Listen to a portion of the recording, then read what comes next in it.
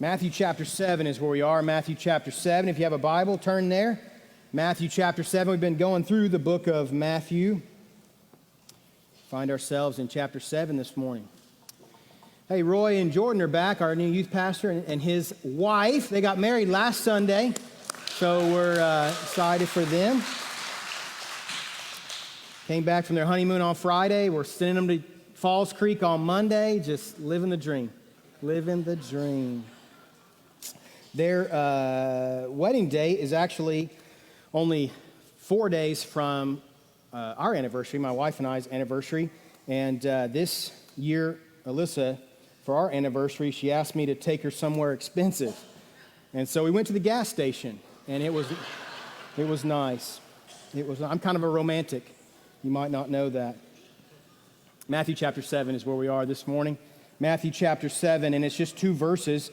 It's verse 13 and 14. And as we read that this morning, I want to preface just a little bit. You know, this Sermon on the Mount that Jesus has been preaching through chapter 5, chapter 6, and chapter 7 has been describing the attributes of kingdom citizens. Citizens of the kingdom of heaven are like this, and they aren't like this. And so you get to this point in the Sermon on the Mount, we've entered what you might call the invitation of the sermon, and it asks this question. It begs this question, rather. Are you a member of the kingdom of heaven? Are you a citizen of the kingdom of heaven? So here's what it says. It says, verse 13, enter through the narrow gate, for the gate is wide and the road broad that leads to destruction, and there are many who go through it. How narrow is the gate and difficult the road that leads to life, and only a few find it. And only a few find it. That's it, just two verses for us this morning. You know, I preach through the book of Matthew, and I preach through biblical books, and I just look at the Greek, and I find where the paragraphs begin and end. And that's generally the text that I use to preach that week's sermon. And so this section, these two verses, stand alone as its own paragraph for emphasis, an own complete thought here. And he talks about a couple of gates and a couple of roads. Let's talk about just preliminary the realities of the road, so to speak. There's only two of them. There's only two roads. Every person on planet Earth is either on one road or the other road, and that's it. And let me tell you, friends, that we ought to think about ourselves and everyone that we know and everyone we come in contact with in those terms. They're on one or the other of these two roads.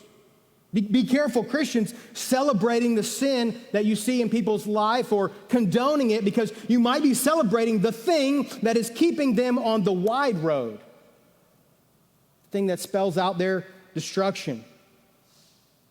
And so, if you're a kingdom citizen, then, if you're a citizen of the kingdom of heaven, you are on the narrow road. If you're a citizen of this world still, you are on the wide road. Only two roads. The Bible is clear. It's absolutely clear. It couldn't be any more clear that the gospel of Jesus Christ is absolutely exclusive. And what that means is, if you want to go to heaven when you die, there is one way. There's only one way. Boy, that's unpopular, isn't it? In our world of tolerance and inclusivity, that's an unpopular thing to say, Jesus. But you know, as Christians, we've been preaching that message for 2,000 plus years now. It hasn't changed. The Bible hasn't changed. The world has changed, but the kingdom hasn't. It's absolutely exclusive. And so these two roads, let's talk about them this morning. There's first of all, the wide road, which Jesus says. There's a narrow gate and a narrow road, and a wide gate and a wide road. And this road, first of all, is said to lead to destruction. It's not elimination or annihilation. It's not extinction in those terms. It's destruction in this sense, total loss. People who are on the wide road are headed for total destruction, total loss. Imagine that, all the things that you've worked for and lived for in your life to be totally wiped out, totally be gone. All of your accomplishments to not matter at all. That's what this destruction is like. That's what it means. And that's what it's like in hell, you know. In hell, everything you've ever worked for is gone. Everything you've ever had, loved, known, cherished, strived for, gone. It's wiped out. But you know, the opposite's true about heaven. In this sense, everything that you've ever loved, worked for, striven for, achieved in your life here on earth, in heaven, it all pales in comparison to what you gain. The joke goes about a man who was very rich and died and went to heaven and begged St. Peter for him to allow him to bring some of his treasure with him. And so he packs up gold in a suitcase. Like I said, it's just a joke. St. Peter takes him to heaven and he opens the suitcase and he says, "You brought asphalt?" Because the roads are paved in gold in heaven.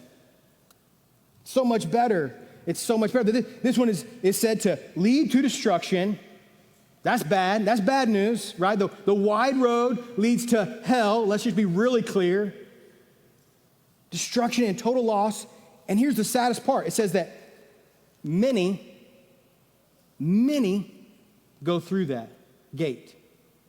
I'd underline that if I were you. Many go through this gate. Wide is the road and broad the path that leads to destruction. And many go through it. A lot of people go through it. You know, it's interesting because usually when we think about hell in a general sense, in a popular secular sense, we think about some people going to hell. But we usually think about the really bad people, right? So in our minds, we think that only a few people go, right? Like the really bad people, murderers, rapists, Hitlers, those kind of people, dictators, all those kind of really bad people. But Jesus says, no. It's not just that really bad people are on the wide road, which leads to destruction. It says many people, and let's just maybe expand on that a little bit and say this for emphasis. Most people. Most people. Most of the people that you know, listen, most of the people that you know are on the wide road that leads to destruction. Most of them. Let's do a little math this morning because, you know, it's a rainy Sunday morning. Math will keep you awake, right? There's 7.753 billion people on planet Earth. 7.753 billion people. About a third of them claim to be Christians. About 1/3 of the whole population of Earth claims to be Christian. Now, I'm not saying they are just because they claim to be. I'm just saying if you don't claim to be, you're definitely not, right? Can we all agree on that? 7.753. So 1/3 of those people is 2.3 billion people on planet Earth. 2.3 billion people on planet Earth claim to be Christians, claim to have a relationship with Jesus and be saved. That means there's 5.45 billion. 5.45 billion people who don't even claim to be Christians. They're absolutely on the wide road. They don't even claim to be on the narrow road.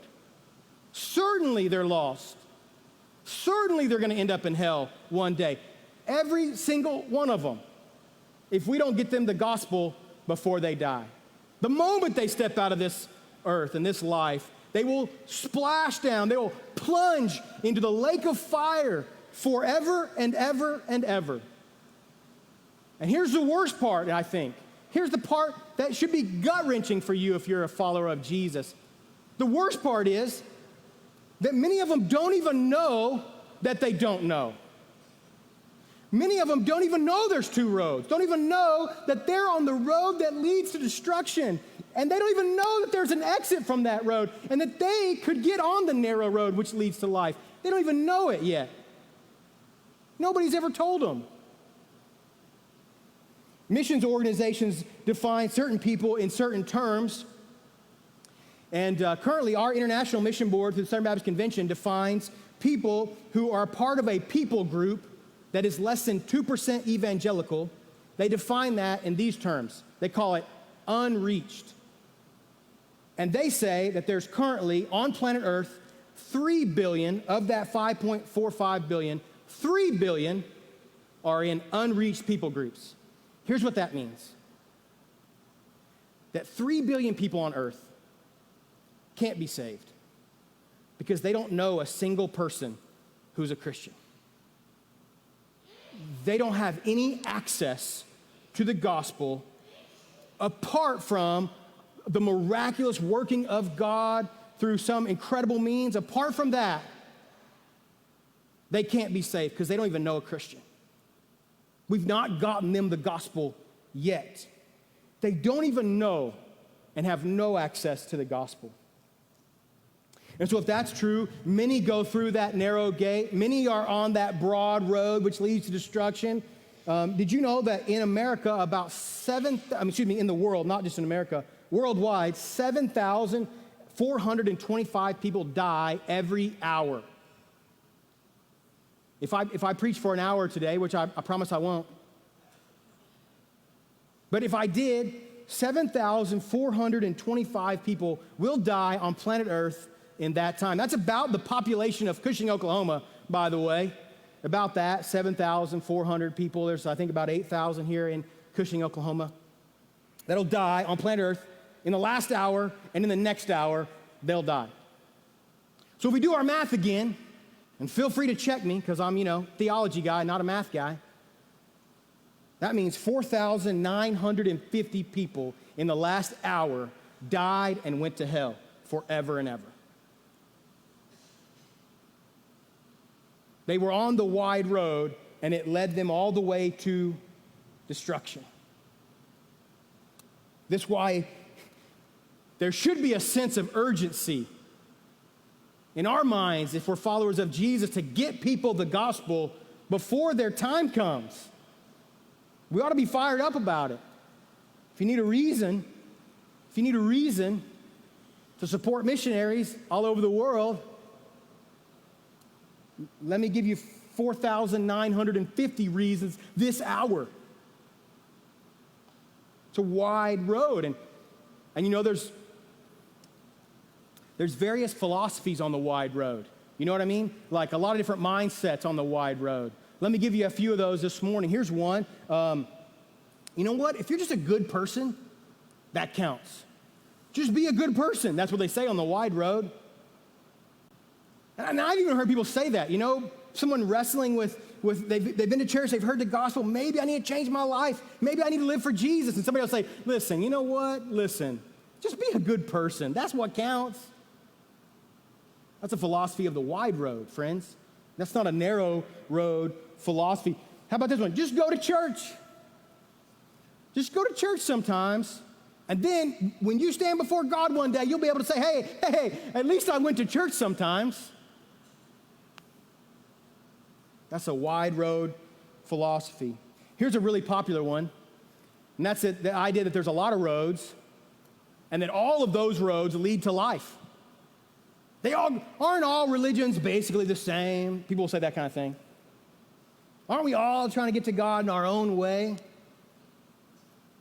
No, friends, according to Jesus, there's only one road, and it leads to life, and every other one of those roads is really just the wide road.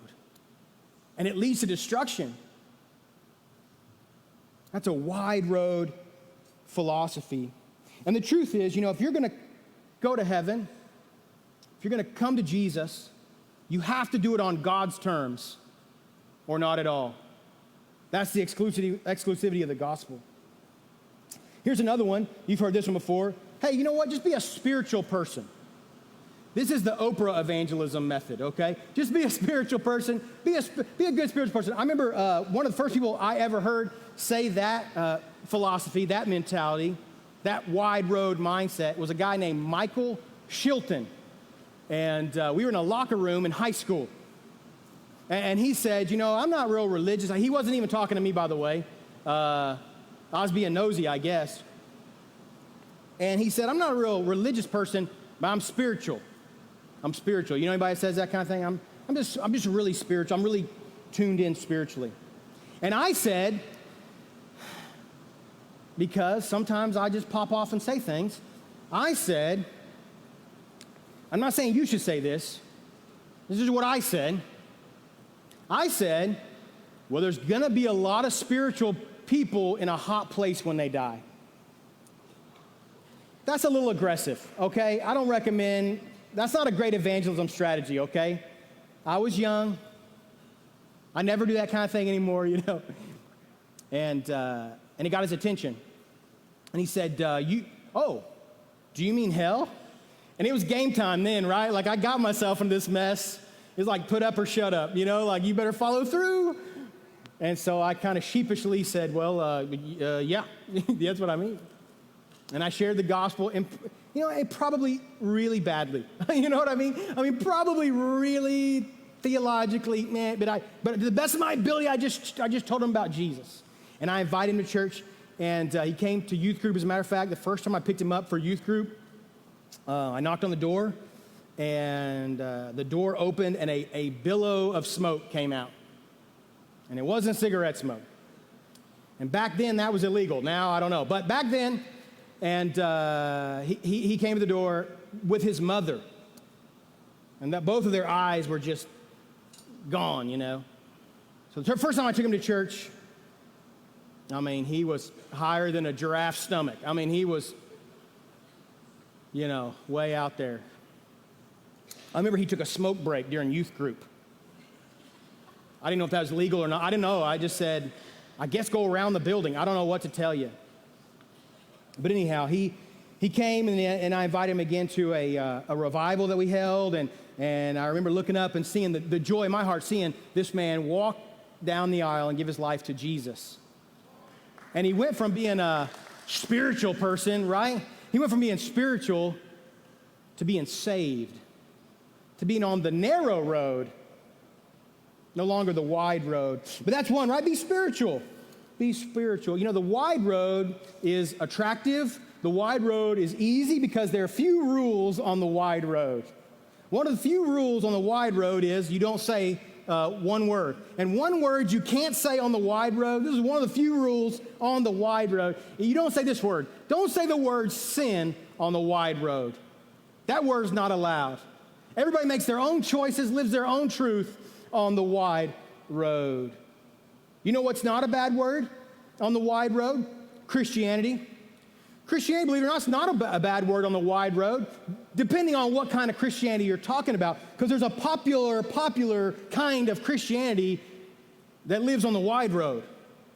It's a Christianity void of obedience to Jesus. It's a Christianity void of any real standard. It's a Christianity that's a Christianity in name only. Real popular on the wide road. Real popular in churches today.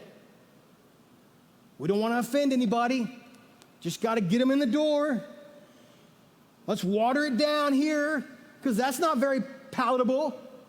That kind of Christianity, friends, is really popular on the wide road, but it's just not found in the Bible. That's the problem with it. This kind of Christianity is not so popular on the wide road. Here's another one that's really popular, a philosophy of the wide road, really popular. I'm going to live life my way. That's fine for you, pastor. That's fine for you, Christian. You could do that. You could do your thing. It's fine. I'm going to do it my way. As a matter of fact, my way is the motto of the wide road. But the problem is, you don't go to heaven your way. If you go to heaven, you will go to heaven Jesus' way, the way of the cross, or you won't go. Listen, there's only two roads. There's a narrow road and a wide road. The narrow road is the citizens of the kingdom of heaven. So like there's the citizens of the world, and everybody out there that's not a citizen of the kingdom of heaven is a citizen of the world. They're on that wide road. It's wide because there's a lot of people. The gate's wide because a lot of people go through it. But there's a narrow road that's narrower because it says there's only a few people on it. Only a few people find it. And this one leads to life. It leads to life. It's the valuable road. And listen, this is, if you're here today and maybe you're not a follower of Jesus, you're new to church, new to Christianity, ain't been around in a while, and in your mind, when you hear this, you think for a second, oh, you Christians think you're so much better than us. You think y'all got it figured out and nobody else does. Listen, no, understand. No. That's not it. Listen, we all deserve to be on the wide road. That's it. We're not better than you. We just found the narrow road, and we want to show you where the narrow road is. That's it. We're not judging you. Not looking down on you. We're just like you. We are sinners saved by grace, every one of us. Nobody in this room's perfect. Nobody on this stage right now is perfect, I guarantee. We were all on the wide road, but we found the exit. The exit that leads to life, that leads to the narrow road. Here's what's interesting about this narrow road that you probably don't hear that much. Here's what it says. The gate is narrow, and the road, it says, is difficult. Did you hear that? The road, the narrow road, is the difficult road. How does that strike you this morning? It's not the easy road. It's not easy street, so to speak. It's difficult. It's a difficult road to walk down. Now, that's interesting because just before that, in verses 7 through 12, we preached it last Sunday, it said, ask, and it'll be given to you. Seek, and you'll find. Knock, and the door will be open to you. And listen, I've heard a lot of sermons on that paragraph, but not the next one. You should ask, and God will give you anything. He wants you to be healthy and happy. He wants you to be rich. He wants you to have all the stuff you want. He wants you to have it. But then he says, listen, that narrow road that leads to life is difficult. Nobody preaches that.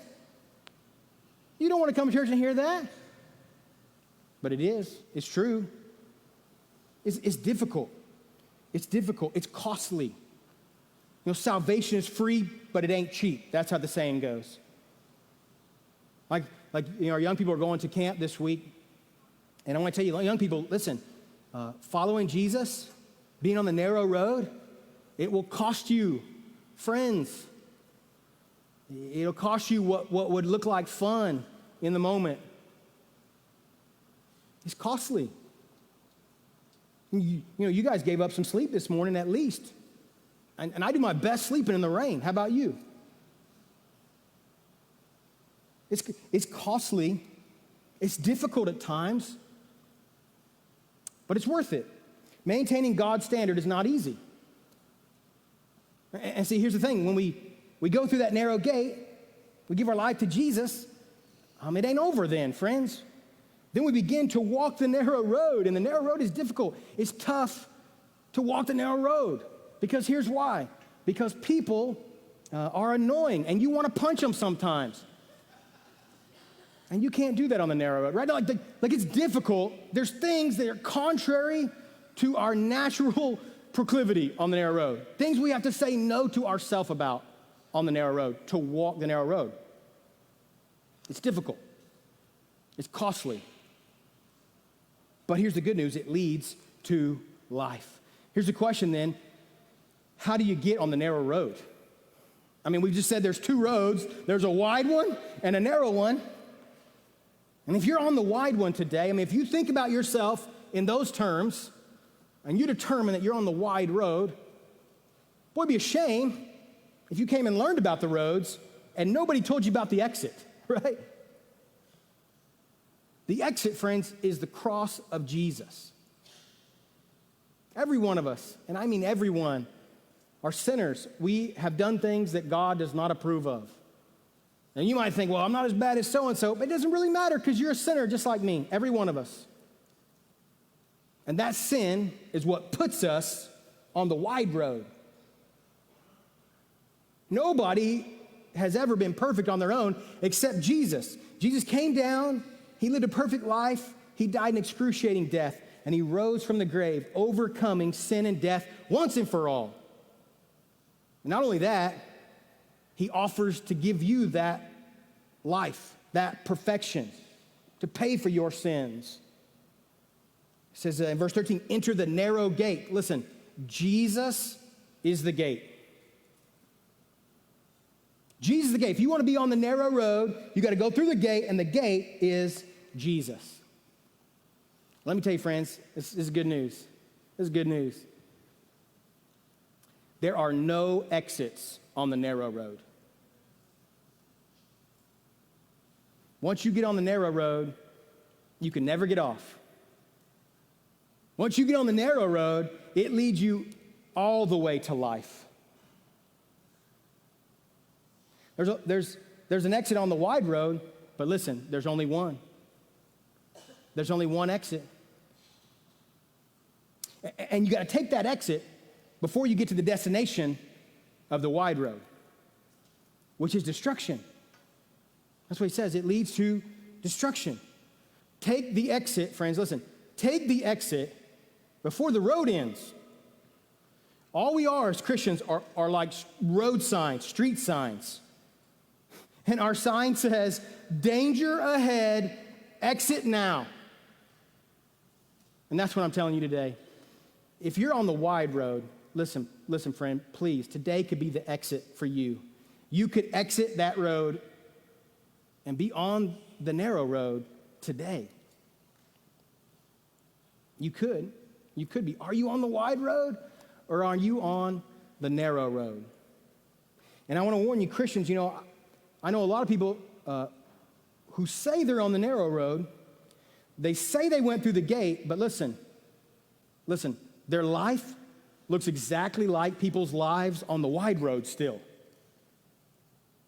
If you're walking the narrow road, your life ought to look like a narrow road life. It shouldn't look like a wide road life.